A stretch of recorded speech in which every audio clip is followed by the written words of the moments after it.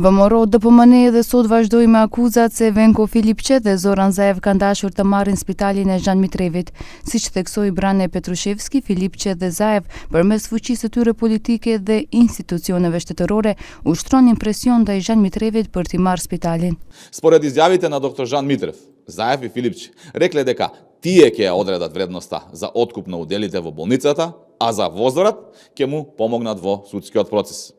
Дали ова е моделот по кој Филипче сака да ја води Македонија доколку повторно дојде на власт? Наместо да поднесе оставка и да ја препушти СДС на чесни и млади луѓе, Филипче ја држи фотелјата на Заев и продолжува да работи по негови насоки. Nga LSDM sërish e ftuan Zhan Mitrevin të dorëzoj kallëzim në prokurori, por thanë se ai nuk e bën këtë, sepse gënjen dhe për këtë mund të përgjigjet edhe penalisht. Ata thonë se nuk ka nevojë VMRO DPMN të krijojë fushat mediatike, sepse fushata e zezë dhe linçi publik ndaj Filipçes e kanë zbuluar plotësisht. Filipçe nga ana tjetër kritikoi pushtetin. Жалам што партиите кои што отидоа таму легитимираат една ваква власт.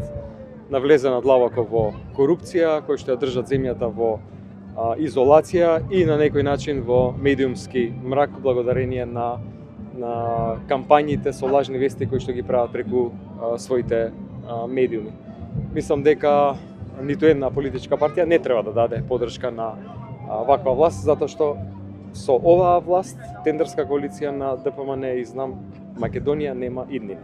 Kryeministri Hristijan Mickoski dje ftoi prokurorin të filloj procedurë nga ato që kanë dëgjuar deri më tani dhe shprehu dyshime edhe për përfshirjen e ish-presidentit Stevo Pendarovski.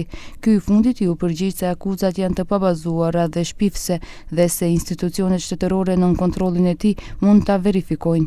Në lidhje me deklaratën e Zhan Mitrevit në të cilën akuzoi Zaev dhe Filipçen se kanë dashur të marrin spitalin e tij, deri tani nuk kanë dhënë asnjë deklaratë nëse do dorëzoj kallëzim në prokurori dhe nuk është faqur në publik.